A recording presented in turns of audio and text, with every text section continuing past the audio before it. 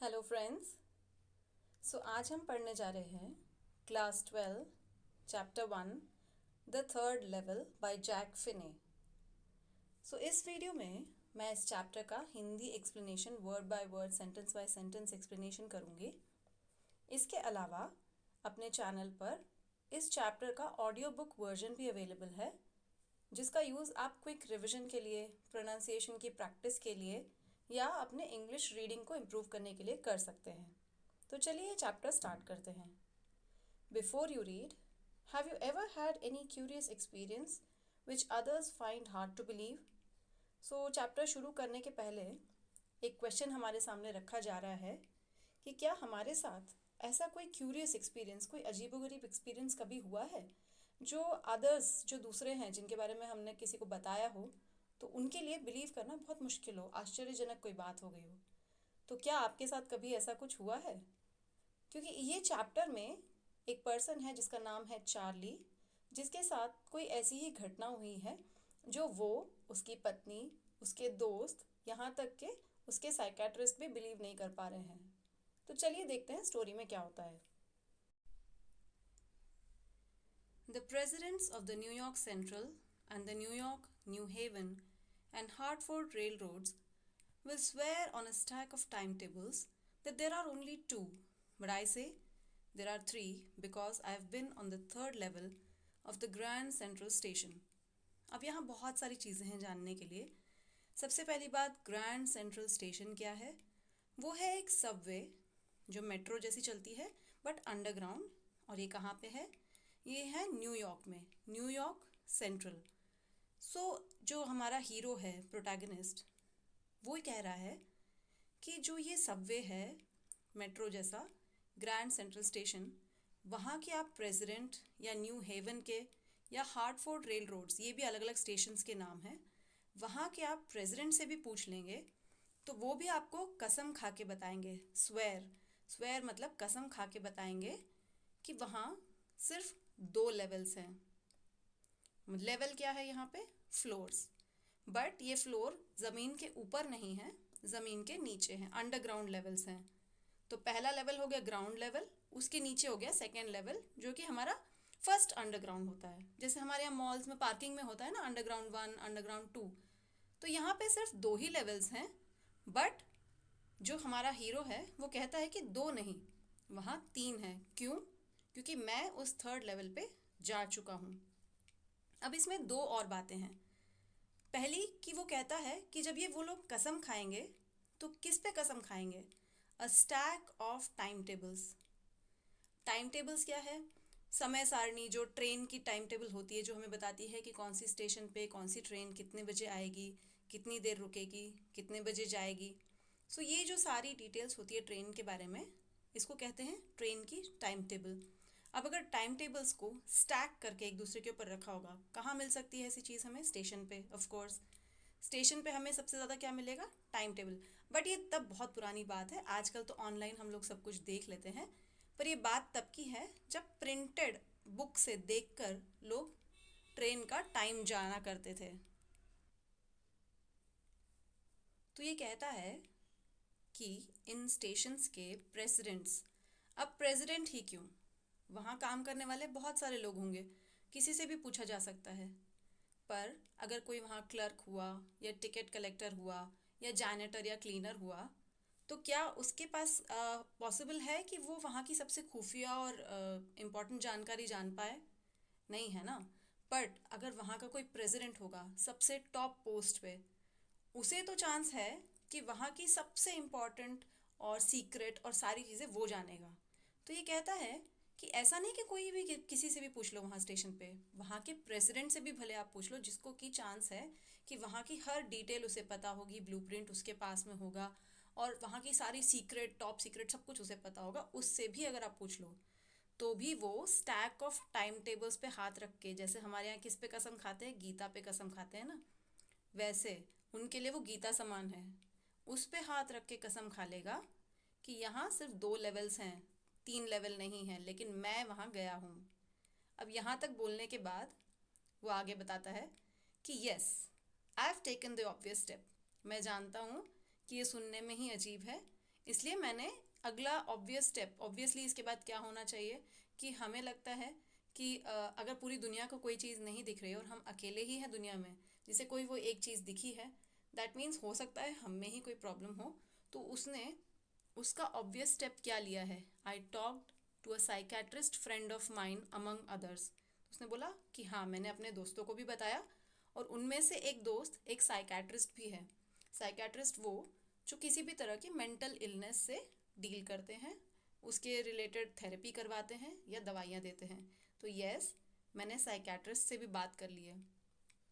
मुझे भी ये डाउट था कि ऐसा कैसे हो सकता है। मैं नहीं कह रहा हूँ कि मैं इतना मान लिया मैंने पहली बार में, मैंने भी सोचा इसके बारे में कि ऐसा कैसे हो सकता है, पूरी दुनिया को दो ही दिखते हैं, मैं ही अकेला हूँ मुझे तीन दिखा है।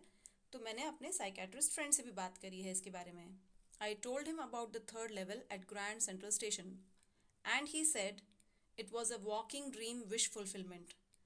तो जब उसने अपने साइकेट्रिस्ट दोस्त को ये बात बताई तो उसके दोस्त ने क्या कहा कि ये एक वॉकिंग ड्रीम विश फुलफिलमेंट है।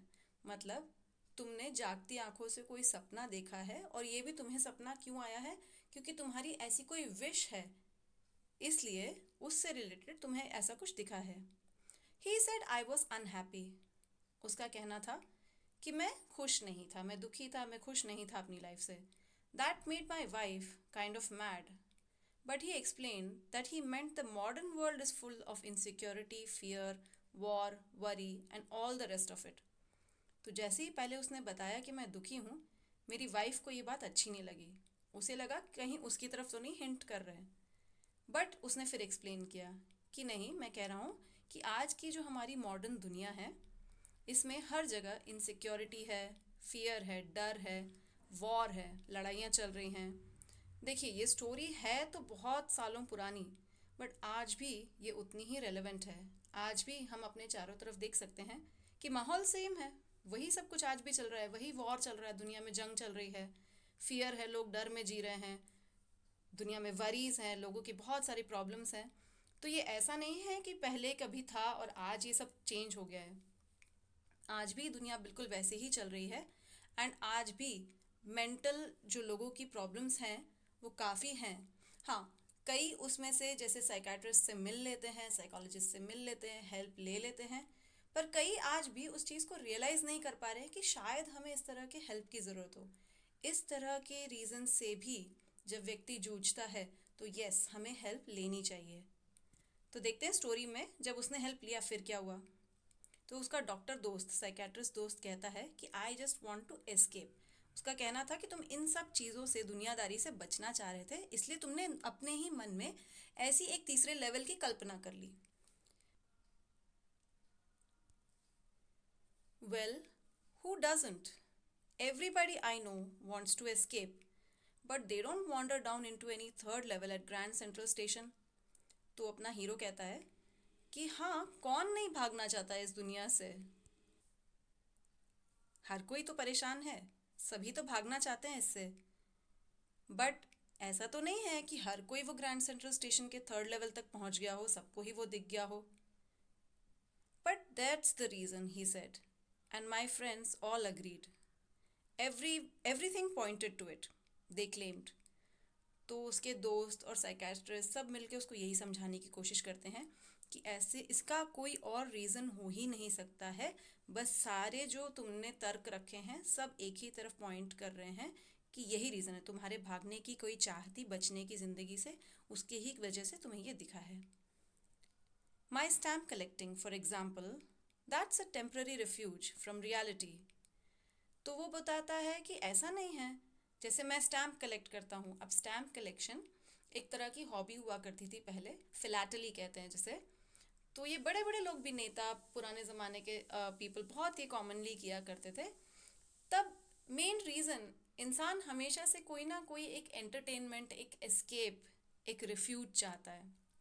रिफ्यूज यानी कोई एक शरण चाहता है किसी चीज़ में। अपने रोज़मर्रा की प्रॉब्लम्स को डील करते करते जब दिमाग थक जाता है तो उसको एक रिफ़्रेश करने के लिए व्यक्ति चाहता है कि कोई कुछ ऐसा एंटरटेनिंग करे जिससे कि वो इसको डील करने की, प्रॉब्लम्स को डील करने की, अपने माइंड को फिर से रिफ़्रेश करके, ताकत करके, रिन्यू करके आ सके। तो वो कहता है कि स्टैम्प कलेक्शन जो है उसके दोस्त कह रहे हैं कि स्टैम्प कलेक्शन भी तुम्हारा जो है इसी तरह से एक टेम्पररी रेफ्यूज है, तुम्हारी एक छोटी सी कोशिश है टेम्पररी सी कि जो थोड़ी देर उसमें अपना टाइम रख दो ताकि तुम्हारी रियलिटी की जो प्रॉब्लम्स है उससे तुम बच सको। Well, may be, but my grandfather didn't need any refuge from reality. Things were pretty nice and peaceful in his day from all I hear. तो वो कहता है कि मेरे ग्रैंडफादर ने ये कलेक्शन मेरे लिए स्टार्ट किया था, पर उनके टाइम में तो सब कुछ ठीक था, सब कुछ नाइस एंड पीसफुल था, दुनिया बहुत ही पीसफुल थी। और ये उसको कैसे पता है? फ्रॉम ऑल आई हियर, मतलब जैसा मैंने सुन रखा है। उसने कोई रियलिटी देखी नहीं अपने ग्रैंडफादर की टाइम की कि वहाँ कुछ प्रॉब्लम्स थे या नहीं थे और उन्होंने अपना स्टैम्प कलेक्शन क्यों स्टार्ट किया। पर इसने जो दुनिया में सुन रखा था, जैसे कि पेरेंट्स की आदत होती है, हमारे टाइम पे तो ऐसा होता था, हमारे टाइम पे तो वैसा होता था, तो उसने भी उस तरह की अपने दादाजी से कहानियाँ सुन रखी थी जिसमें उसने ये मान लिया कि वहाँ उस समय सब कुछ पीसफुल था, लाइफ बहुत ईजी थी।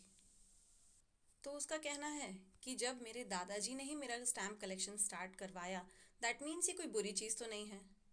अब स्टैम्प कलेक्शन होता क्या है कि जो भी गवर्नमेंट चिट्ठियों में जो स्टैम्प्स लगते हैं वो नए नए गवर्नमेंट्स हमेशा निकालती रहती है, तो लोग उसको कलेक्ट करते हैं, different different type of stamps collect करके अपने पास रखते थे, क्योंकि ये एक तरह की हॉबी कहलाती है, एक टाइम स्पेंड करने का तरीका। फिर वो अपने देश विदेश जहाँ जहाँ के भी स्टैम्प्स उनको मिलते थे वो कलेक्ट करके रखते थे और अपने फ्री टाइम में उसको देखा करते थे और एक दूसरे को दिखाया भी करते थे। और आज के टाइम में ये स्टैम्प्स काफ़ी कॉस्टली भी हो गए होंगे क्योंकि ये अप्रिशिएट करते हैं। ठीक है, तो इसने कहा कि इसके दादाजी ने ये स्टैम्प कलेक्शन उसका स्टार्ट करवाया था। It's a nice collection too. Blocks of 4 of practically every US issue, first day covers and so on. तो अब ये बताता है कि इसमें उसके पास किस तरह से स्टैम्प्स हैं, कौन से स्टैम्प्स हैं। बोलते बहुत अच्छा कलेक्शन है मेरे पास में। ब्लॉक्स ऑफ 4 मतलब चार चार स्टैम्प्स की एक ब्लॉक बनी हुई है, 4 स्टैम्प्स का एक block of practically every US issue. तो जैसे यूएसए ने, यूनाइटेड स्टेट्स ऑफ अमेरिका में जो भी स्टैम्प्स इशू हुए हैं सारे उसके पास में है, उसका कहना है। और first day covers, first day cover वो होता है कि जिस दिन वो स्टैम्प इशू होता है उस सेम डे स्टैम्प कलेक्टर्स अपने लिए ही वो स्टैम्प को खरीदते हैं और अपने ही एड्रेस पर उसको पोस्ट कर देते हैं, जिससे कि उस पे उस दिन की पोस्टल स्टैम्प डेट समेत लग जाती है, जिससे जो है उसका प्रूफ कि ये उसी दिन यूज़ किया गया है। सो लोग अपने आप को भेज दिया करते थे ये खाली ब्लैंक एनवेलप में। इसके बारे में कहानी में आगे जिक्र है। तो वो कहता है प्रेसिडेंट रूजवेल्ट जो थे हमारे यूएस के प्रेसिडेंट भी स्टैम्प्स कलेक्ट किया करते थे। Anyway, here's what happened at Grand Central. तो यहाँ तक की बात के बाद अब वो एक्चुअली बताता है कि क्यों उसे ऐसा लगता है कि उसने 3 लेवल्स देखे हैं। One night last summer I worked late at the office. I was in a hurry to get uptown to my apartment, so I decided to take the subway from Grand Central because it's faster than the bus. तो वो कहता है कि last summer मैं जब अपना work complete करके late हो गया था बहुत ऑफिस से और घर जल्दी जाना चाहता था, अपटाउन में मेरा घर था, अपार्टमेंट था और मैं वहाँ जाना चाहता था, तो मैंने डिसाइड किया कि बस के बजाय मैं सबवे से चला जाता हूँ, बिकॉज उसमें ऑब्वियसली सबवे में ट्रैफिक नहीं होगा, वो फास्टर रूट रहता है, तो फास्टर मैं घर पहुँच जाना चाहता था जल्दी से। Now I don't know why this should have happened to me. I am just an ordinary guy named Charley. So यहाँ वो अपना नाम बताता है कि मेरा नाम चार्ली है, मैं एक नॉर्मल सा साधारण सा इंसान हूँ, पर पता नहीं मेरे साथ ऐसा क्यों हुआ। 31 years old and I was wearing a tan gabardine suit and a straw hat with a fancy band. ये बताता है कि मैं 31 ईयर ओल्ड बंदा हूँ, मेरा नाम चार्ली है, और उस दिन जिस दिन मैं सबवे लेकर जाने वाला था, मैंने एक टैन ब्राउन कलर का, टैन इज़ ब्राउन, गैबर्डीन एक काइंड ऑफ सूट का कपड़ा है, उस कलर का मैंने सूट पहना हुआ था ब्राउन कलर का, और एक स्ट्रॉ इस घास एक्चुअली, तो उसकी हैट पहनी हुई थी, बट एक फैंसी बैंड था उसके ऊपर। तो I was looking very normal. I passed a dozen men who looked just like me. उस टाइम का ये नॉर्मल ड्रेस था। I passed a dozen men who looked just like me. So उसका कहना था कि मेरे आसपास से बहुत सारे लोग गुजरे। Dozen is actually 12, but not that कि उसने 12 लोग गिने, बट उसका कहना था कि मेरे आसपास से जितने भी लोग गुजरे 10-12 से ज़्यादा तो होंगे, लेकिन सब बिल्कुल वैसे ही दिख रहे थे जैसे मैं। एंड ये तब की बात नहीं, आज भी अगर हम एक एवरेज नॉर्मल सड़क से गुजरते लोगों को देखेंगे तो ज़्यादातर लोग एक ही टाइप के कपड़े पहने होंगे, एक ही टाइप की उनकी हेयर स्टाइल होगी, because it is very normal. जो एक फैशन या ट्रेंड जब चल जाता है तो सब उसको कॉमन कॉपी करने लगते हैं, तो सब लगभग लगभग एक जैसे दिखते हैं। अगर आप एक क्लास के 10-12 बॉयज़ या गर्ल्स को खड़ा करेंगे तो वो बहुत सिमिलर सिमिलर कपड़े पहनते होंगे। It is very normal human tendency, हम एक ही जैसे चीज़ ट्रेंड फॉलो करते हैं। And I wasn't trying to escape from anything. I just wanted to get home to Louisa, my wife. तो यहाँ पे कहता है कि मैं किसी चीज़ से बचने की कोशिश तो नहीं कर रहा था, मैं जस्ट ऑफिस से घर जा रहा था। एंड लुइसा जो मेरी वाइफ है घर पे मेरा वेट कर रही थी, मैं जस्ट उसके पास पहुँचना चाहता था।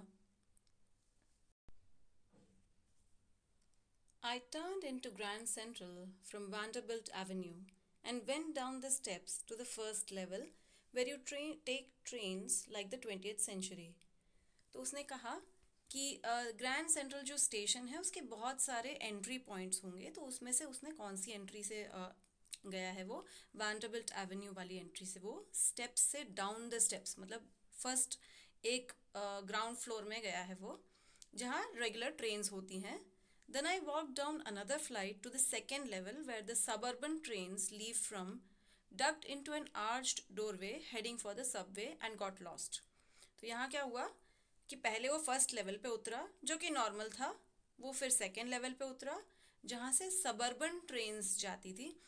अर्बन यानी जो सिटी का एरिया है, एंड सब अर्बन मानी सिटी के जो बाहर आउटस्कर्ट्स पे जो एरिया है जहाँ और फैमिलीज रहती हैं, जहाँ कई बार लोग अप डाउन करने के लिए, क्योंकि सिटी के अंदर रहने की कॉस्ट बहुत ज़्यादा होगी, अपार्टमेंट लेने की कॉस्ट बहुत ज़्यादा होती है, तो कई बार लोग सिटी के आउटस्कर्ट्स पे, सब अर्बन एरियाज पे, सिटी के बाहर अपना घर ले लेते हैं और सिटी के अंदर अपने ऑफिस में ट्रेन से अप डाउन करते हैं। तो वैसा ही ये कर रहा था।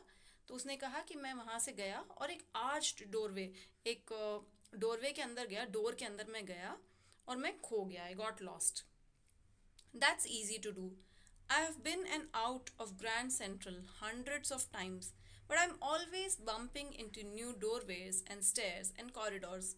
तो उसका कहना था कि ऐसा नहीं कि ये पहली बार हुआ हो, क्योंकि मैं ग्रैंड सेंट्रल हज़ारों बार गया हूँ, बहुत बार, मैंने हंड्रेड्स ऑफ टाइम्स मैंने वहाँ से सफ़र किया है, लेकिन कई बार ऐसा होता है कि मुझे कोई ना कोई नया दरवाज़ा, कोई नए स्टेयर्स, सीढ़ियाँ या कॉरिडोर कुछ नया बना दिखता है। कंस्ट्रक्शन हमेशा वहाँ हो रही होती है या मुझे ही कुछ नया मिल जाता है। Once I got into a tunnel about a mile long and came out in the lobby of the Roosevelt Hotel. तो एक बार पहले भी उसके साथ ऐसा कुछ हुआ था कि वो उसमें एक टनल में चला गया जो 1 माइल गई, लंबी गई, और वहाँ से एक होटल रूजवेल्ट जो वहाँ पे है न्यूयॉर्क में, उसकी लॉबी में जाके वो ओपन हो गया। Another time I came up in an office building on the 46th Street 3 blocks away. So ऐसा भी उसके साथ एक बार हुआ कि वो वहाँ से किसी उसने ओपन करा कोई डोर, और वहाँ से जब वो गया तो वहाँ से 3 blocks away 46th स्ट्रीट पे किसी ऑफिस बिल्डिंग में वो पहुँच गया। तो ऐसा नहीं है कि ये जो थर्ड लेवल की बात कर रहा है उसके साथ ये पहली बार हुआ हो, इसके साथ ऐसा कुछ कुछ कई बार हुआ है।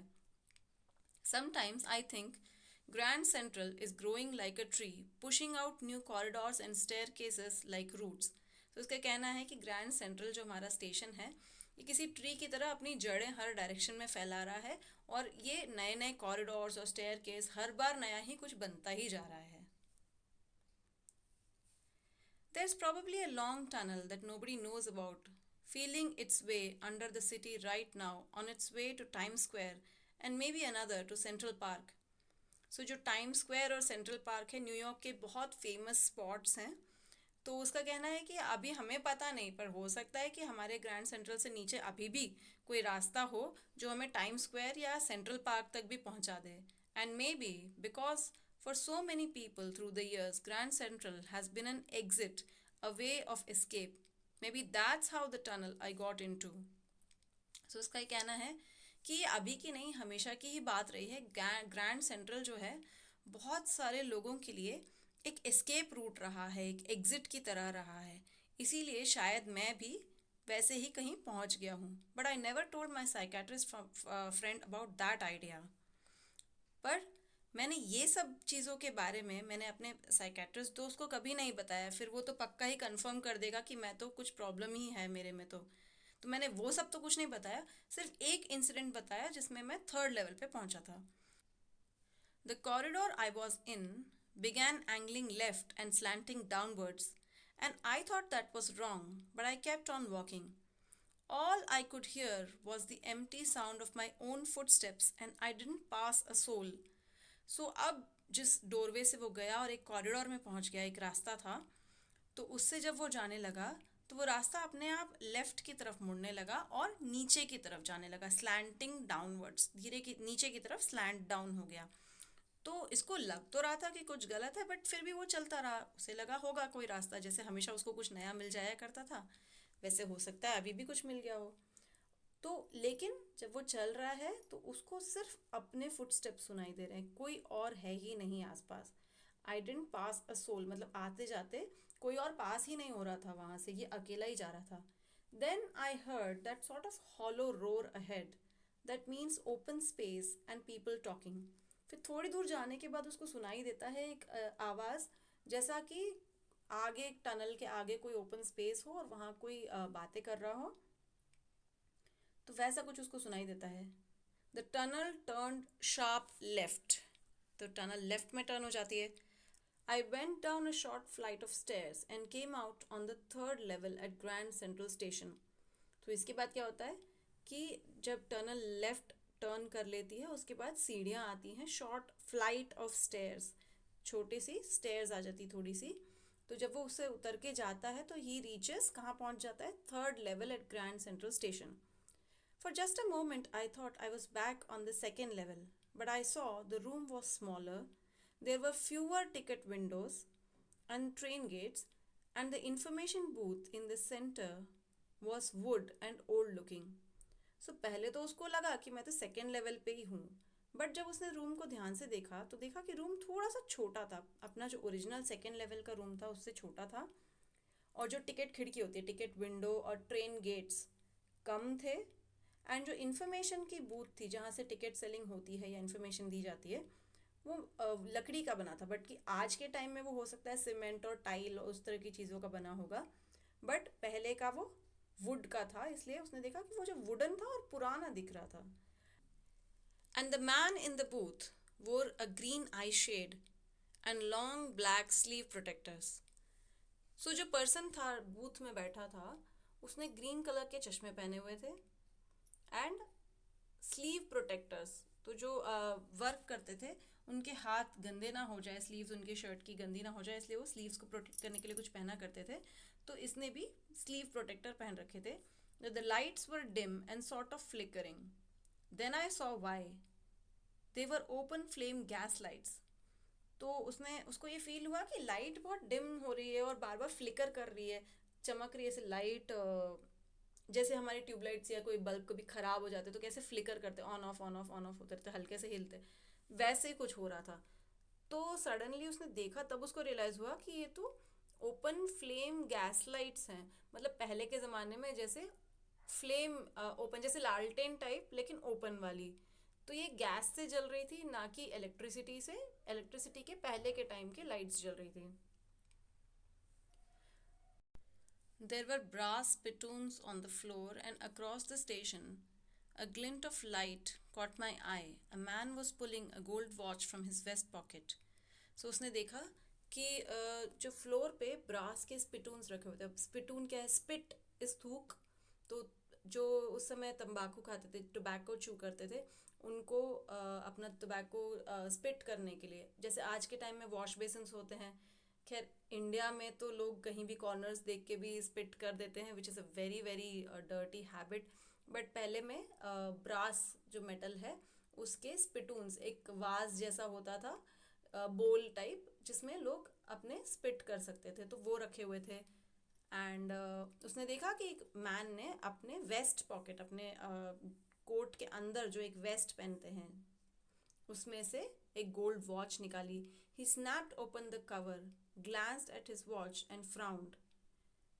तो ये घड़ी जो थी वो रिस्ट वॉच नहीं थी, उन्होंने अपने रिस्ट पे नहीं देखा।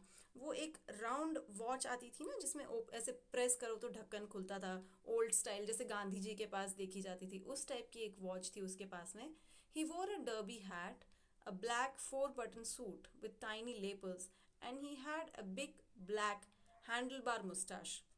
एंड उसके जो ड्रेस के बारे में वो एक्सप्लेन कर रहा है कि उसने एक डर्बी हैट पहनी थी, एंड 4 बटन सूट पहना था, टाइनी लेपल्स थे। लेपल्स वो होते हैं जो कोट के फ्रंट में जिस पे फ्लावर लगाया जाता है ना, जैसे नेहरू जी फ्लावर लगाते थे कोट पे, तो वो जो पोर्शन है कोट का उसको लेपल बोलते हैं।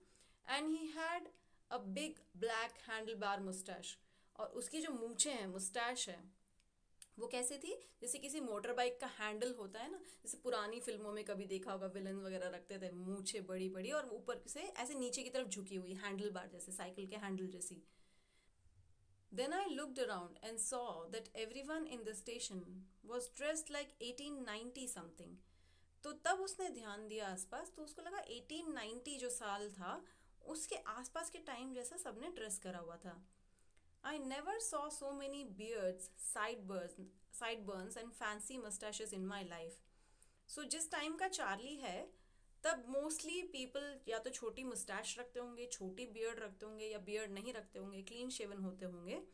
लेकिन ये कहता है क्योंकि पहले के टाइम में इतना नहीं था, और बियर्ड्स और मुस्टैशेस जो है मेन बहुत कॉमनली ज़्यादातर रखते ही थे।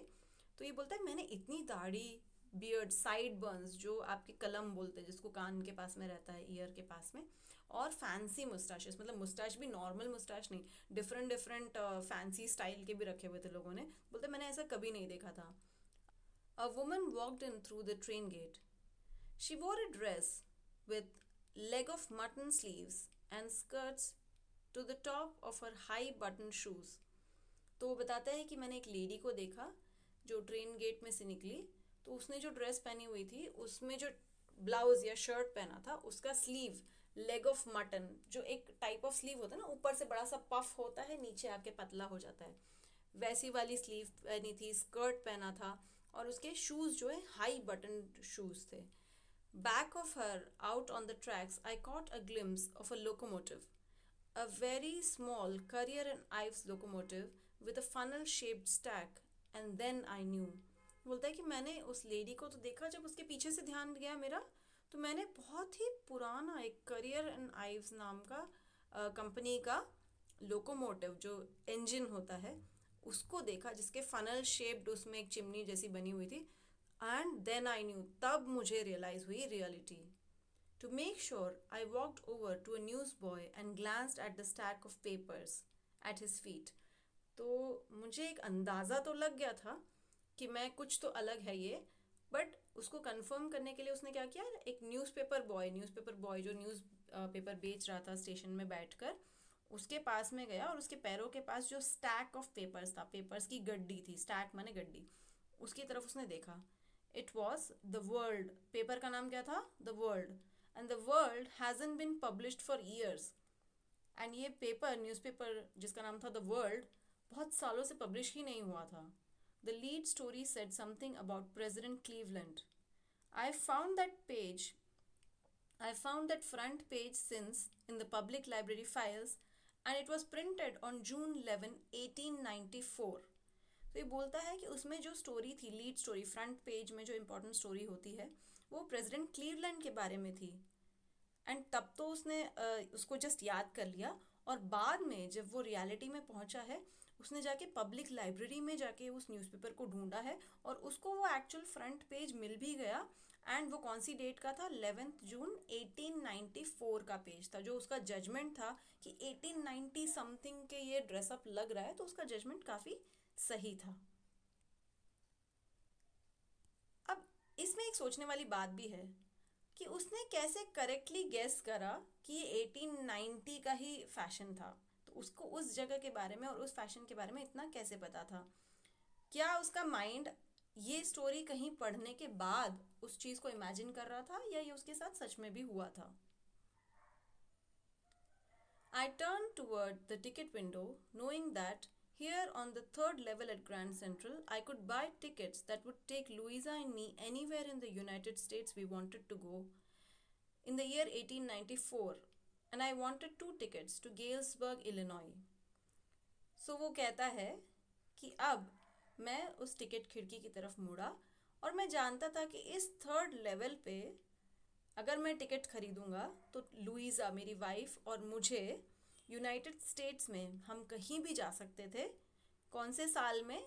1894 में। एंड मैं कहाँ जाना चाहता था? Galesburg, Illinois. तो एक जगह है गेल्सबर्ग करके इलिनॉय नाम के स्टेट में। तो बोलता है कि मैं वहाँ जाने के लिए 2 टिकट खरीदना चाह रहा था ताकि मैं और मेरी वाइफ लुइसा 1894 में वहाँ चले जाएं। Not in that current time but 1894 के टाइम में जाना चाहता है वो। और वो ऐसा क्यों करना चाहता है? क्योंकि उसे लगता है जैसे उसके दादाजी के टाइम पे सब कुछ इजी थी लाइफ, आज की जितनी डिफ़िकल्टी नहीं थी। तो उसने अपने मन में जो स्टोरी बना रखी है ना कि पहले का टाइम बहुत अच्छा था, आरामदायक था, लोग मज़े की ज़िंदगी जीते थे। तो शायद कहीं ना कहीं ये चीज़ें वापस उसको याद आ रही है कि 1894 में चले जाता हूँ तो लाइफ बहुत ईजी हो जाएगी। So, have you ever been there? It's a wonderful town still, with big old frame houses, huge lawns, and tremendous trees whose branches meet overhead and roof the streets. तो उसने वो जगह के बारे में सुन रखा था या प्रॉबेबली देख रखा था। Have you ever been there पूछते हैं कि आप कभी वहाँ गए हो क्या? इट्स अ वंडरफुल टाउन, बहुत ही ब्यूटीफुल टाउन है। तो बड़े बड़े फ्रेम्स वाले घर हैं, बड़े बड़े लॉन हैं और बड़े बड़े ट्रीज हैं जिसके ब्रांचेस क्या करते हैं, जो रोड होती है उसके दोनों तरफ से ब्रांचेस चलती हैं और सड़क के बीच में ऐसे मिलती हैं कि सड़क के ऊपर एक रूफ जैसा क्रिएट हो जाता है। हमारे यहाँ भी हाईवे पे जब जाएंगे और बहुत सारे पेड़ों वाले एरिया में जाएंगे तो ऐसा कई बार हमने भी देखा होता है। बल्कि कुछ सालों पहले एक फेमस पिक्चर भी थी जिससे कि इंडिया का मैप बनता हुआ दिखता है ट्रीज के बीच में से। अगर ऐसे दोनों तरफ से ट्रीज आती हैं, उसके ब्रांचेस कुछ इस तरह से लगी होती हैं कि अलग अलग शेप्स लोगों को दिखाई देते हैं। तो वो भी कहता है कि ऐसे एक रूफ जैसा बन जाता है, छांव हो जाती है पेड़ के जो ब्रांचेस मिलते हैं जब। And in 1894 summer evenings were twice as long and people sat out on their lawns, the men smoking cigars and quietly talking quietly, the women waving palm leaf fans with the fireflies all around in a peaceful world. So बस यही उसका था कि 1894 में जो summer evenings होती थी बहुत लंबी होती थी आज के टाइम के comparatively, because of day light saving changes जो लाए गए थे। डे लाइट सेविंग पहले नहीं थी तो उसके कारण जो टाइम था उनको ज़्यादा मिलता था इवनिंग का। एंड अब जो है टाइम जो घड़ी में डे लाइट सेविंग्स के चेंजेस के कारण शायद वो अब बदल गया था। तो उसका कहना था कि मेन बैठ के वहाँ पे सिगार स्मोक करते थे और आपस में बातें करा करते थे अपने लॉन्स में, बड़े बड़े लॉन्स में बैठ के। विमेन क्या करती थी? Palm leaf fan, palm leaf जो होती है पेड़ होता है जो खजूर का, तो उसके खजूर जैसे पत्ते जो होते हैं उसकी फैन होती है और उससे लोग हवा करते थे। और आसपास फायर फ्लाइज उड़ रहे होते थे क्योंकि नेचर है, बहुत ग्रीनरी थी तो फायर फ्लाइज होना भी नेचुरल। बल्कि आजकल तो फायर फ्लाइज दिखती ही नहीं है, मतलब हम लोग देख ही नहीं पाते हैं। पर उसका कहना है कि तब फायर फ्लाइज हुआ करती थी और पीसफुल वर्ल्ड थी एकदम।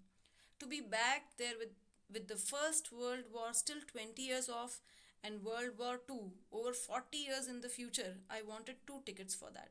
So उसका कहना था कि वो ऐसी जगह थी जहाँ फर्स्ट वर्ल्ड वॉर होने में भी अभी 20 साल की बात थी।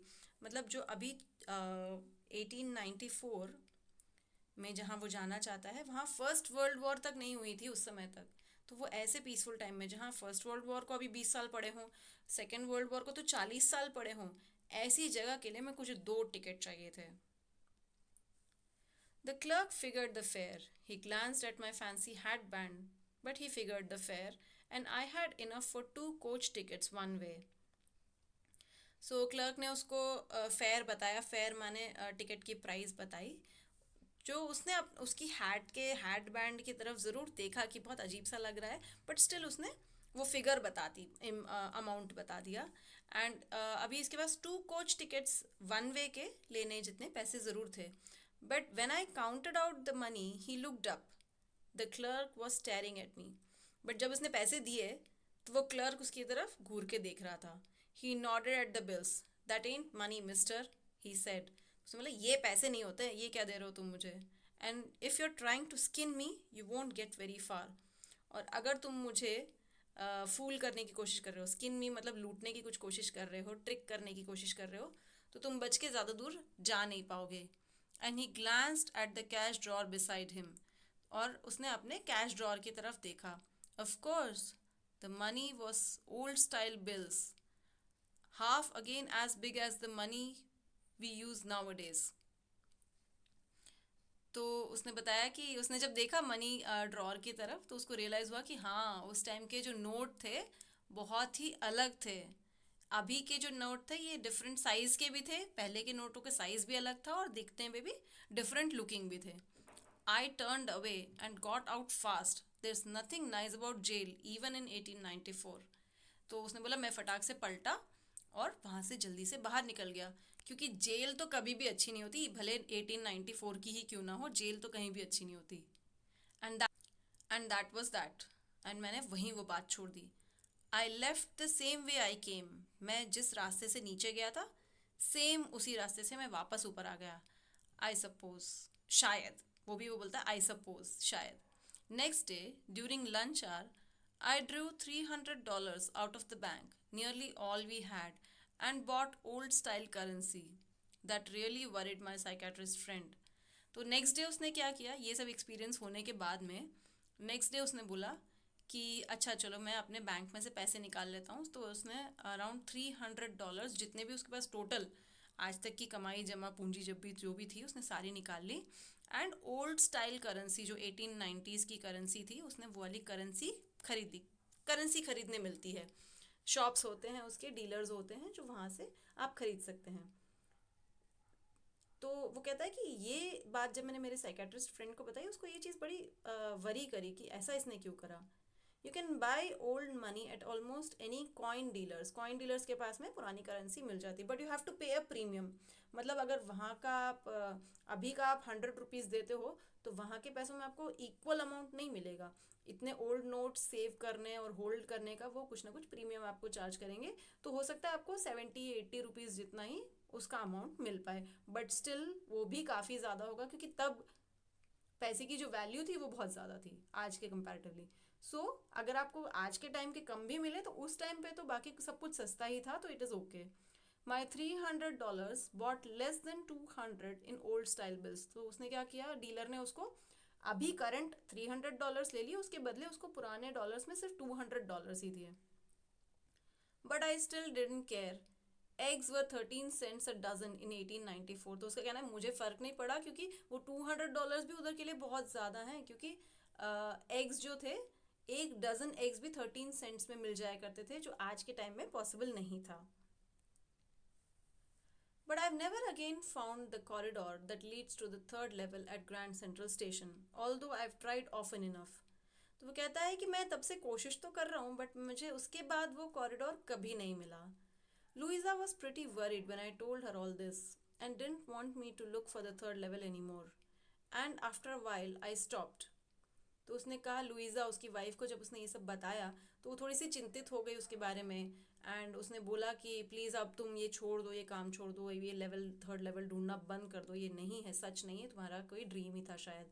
तो एक थोड़े दिनों तक ढूंढने के बाद मैंने भी वो स्टॉप कर दिया। I went back to my stamps. तो उसने बोला मैं फिर अपने स्टैम्प कलेक्शन में लग गया, अपनी नॉर्मल ज़िंदगी जीने लग गया।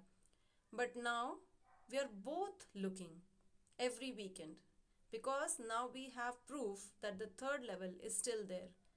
तो बोलता है कि पहले तो हमने स्टॉप कर दिया, मैंने बिल्कुल ही स्टॉप कर दिया, फिर अब लेकिन हम both we are both looking. अब ये बोथ कौन है, मैं और मेरी वाइफ, हम दोनों ही ढूंढ रहे हैं, हर हफ्ते जाके हम ढूंढते हैं। बिकॉज अब हमारे पास प्रूफ है कि हमारे पास अब सबूत है, प्रूफ है कि थर्ड लेवल है, अभी भी वहाँ है। कैसे पता चला उनको कि थर्ड लेवल है, उसकी बारे में अब ये आगे बता रहे हैं। My friend Sam Weiner disappeared. मेरा जो दोस्त था सैम वीनर नाम का, कुछ दिनों पहले गायब हो गया। नो बडी न्यू वेयर, कहीं भी किसी को पता नहीं कि कहाँ चला गया। But I sort of suspected because Sam's a city boy and I use to tell him about Galesburg. I went to school there and he always said he liked the sound of the place, and that's where he is, all right, in 1894.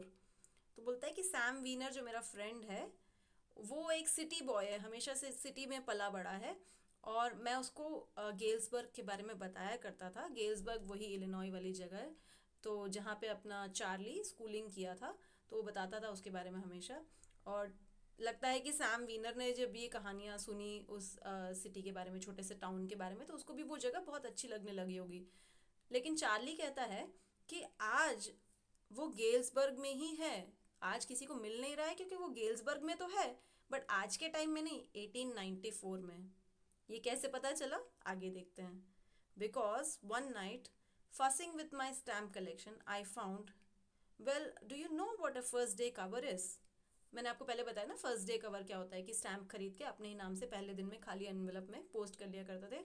तो एक दिन क्या हुआ कि जब Charlie अपने stamp collection को देख रहा था तो उसको एक फर्स्ट डे कवर मिलता है। When a new stamp is issued, stamp collectors buy some and use them to mail envelopes to themselves on very first day of sale, and the postmark proves the date. जैसा मैंने बताया था ना कि उससे postmark जो लगता है उससे डेट प्रूव होती है कि जिस दिन ये इशू हुआ था उसी दिन ये यूज़ किया गया है। The envelope is called a first day cover. First day, उससे हमें समझ में आ जाता है। दे आर नेवर ओपनड, वो खोलने के लिए नहीं होते हैं, बस वो स्टैम्प को सेव करने के लिए होते हैं। And you just put blank paper into the envelope, उसमें कोई चिट्ठी नहीं होती एक्चुअल, खाली ब्लैंक पेपर होता है। That night among my oldest first day covers I found one that shouldn't have been there. तो चार्ली कहता है कि उस दिन जब मैं अपना स्टैम्प कलेक्शन को देख रहा था तो मेरे पुराने और फर्स्ट डे कवर्स जो बहुत सारे डिफरेंट स्टैम्प्स के मेरे पास रखे हुए थे, उसमें से मुझे एक ऐसा मिला जो वहाँ नहीं होना चाहिए था, मतलब शायद उसने पहली बार देखा था। But there it was, but वो वहाँ था। It was there because someone had mailed it to my grandfather at his home in Galesburg. वो वहाँ था क्योंकि किसी ने उसके दादाजी को ये मेल करा था गेल्सबर्ग में, मतलब उसके दादाजी भी गेल्सबर्ग से थे, वो चार्ली भी खुद गेल्सबर्ग का ही था और उसका बचपन वहीं बीता था, वहीं से उसको ये गेल्सबर्ग रिलेटेड स्टोरीज पता थी। तो किसी ने उसके दादाजी को कोई चिट्ठी लिखी थी, दादाजी भी स्टैम्प कलेक्टर थे, उन्होंने वो स्टैम्प रख लिया था, फेंका नहीं था। वो चिट्ठी जो भी थी उसके दादाजी को आई थी और उसके ग्रैंडफादर ने, क्योंकि उनके ग्रैंडफादर ने ही स्टैम्प कलेक्शन स्टार्ट करवाया था, तो उस ग्रैंडफादर ने वो स्टैम्प कलेक्शन में रख लिया था। That's what the address on the envelope said.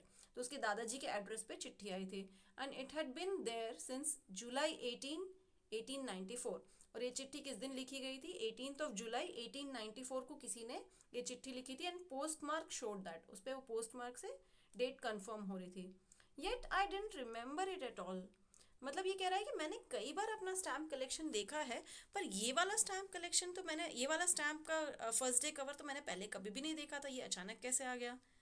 The stamp was a 6 cent dull brown with a picture of President Garfield.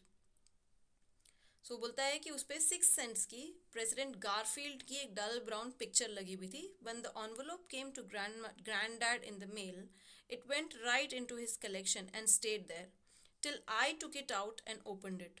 बोलता है मेरे दादाजी के पास ये जब भी आई उन्होंने अपने कलेक्शन में रख दी और आज अब मैं इसको खोल रहा हूँ। The paper inside वॉजन blank. तो जनरली उसने जैसे बताया फर्स्ट डे कवर्स में तो ब्लैंक पेपर ही रखा जाता था अंदर, पर ये वाला जो पेपर था ब्लैंक नहीं था, उस पर कुछ लिखा था। It read 941 Willard Street, Galesburg, Illinois, July 18 1894 का जो डेट एंड एड्रेस दिया हुआ है। Charlie, I got to wishing that you were right, then I got to believing you were right, and Charlie it's true, I found the third level. So ये अब चिट्ठी लिखी है किसी ने चार्ली को, चार्ली के नाम से, उसके ग्रैंडडैड के नाम से नहीं, चार्ली को किसी ने चिट्ठी लिखी है उस, और चिट्ठी लिखने वाले को ये पता था कि जब ये चिट्ठी उसके ग्रैंडडैड को भी भेजी जाए, ग्रैंडफादर को भी भले भेजी जाए, वो इसको इस कलेक्शन में रखेंगे और ये चार्ली के हाथ में ही आएगी और चार्ली ही इसको आगे खोलेगा। सो ये बंदा कहता है, उसका जो भी जिसने भी चिट्ठी लिखी वो कहता है, I got to wishing that you were right. किस बारे में विश कि तुमने जो बात कही वो सही हो। कौन सी बात, कि 1894 है, वहाँ पे जा सकते हैं। Then I got to believing you were right. मुझे पहले तो लगा काश ये सच होता, एक पॉइंट के बाद मुझे विश्वास ही होने लग गया कि ये सच होगा।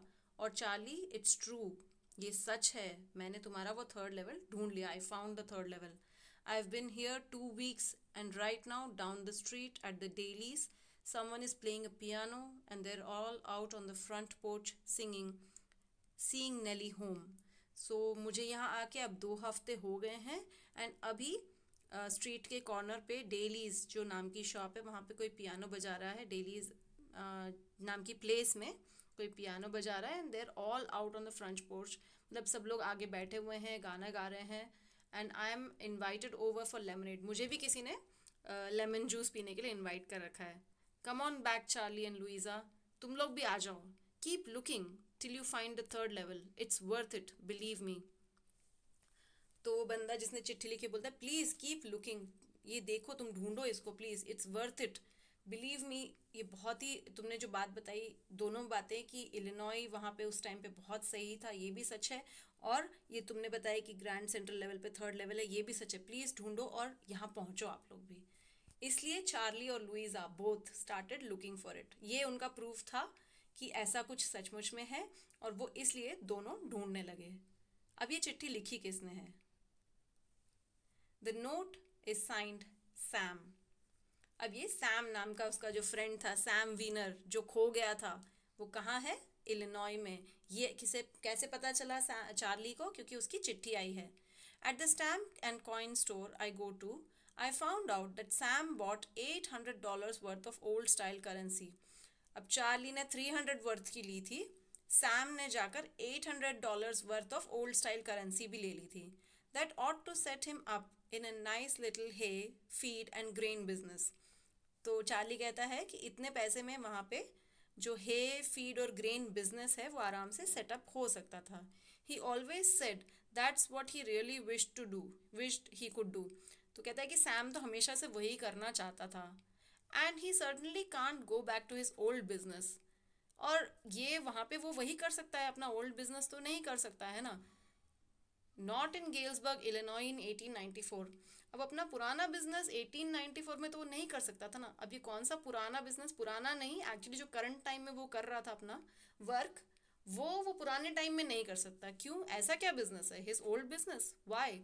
Sam was my psychiatrist. तो सैम ही उसका वो साइकेट्रिस्ट है, जो उसका दोस्त भी है, जिसने उसकी ये सारी कहानी सुनी, पहले विश्वास नहीं किया, उसको कहा कि ये ड्रीम विश फुलफिलमेंट है, तुमने जो भी देखा वो एक काल्पनिक चीज़ थी, तुम सिर्फ सच्चाई से भागना चाहते थे, आपने आज के प्रॉब्लम से भागना चाहते थे, इसलिए तुमने ऐसा कुछ इन्वेंट कर दिया. लेकिन हुआ ये कि सैम ने खुद भी वैसी जगह ढूंढी, वो वहाँ खुद गया, ढूंढा, उसे भी मिल गया.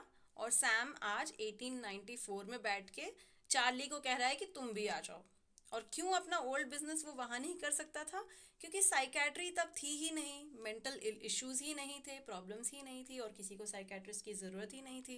तो वो काम वहाँ चल नहीं सकता था. तो वो क्या बिजनेस करता? अब वो हे, भूसा, फीड, जो गाय भैंस बकरियों को खिलाने वाला चारा, और ग्रेन्स, बीज वाला, उसका बिजनेस सेटअप कर लिया होगा, ऐसा वो इमेजिन कर रहा है चार्ली.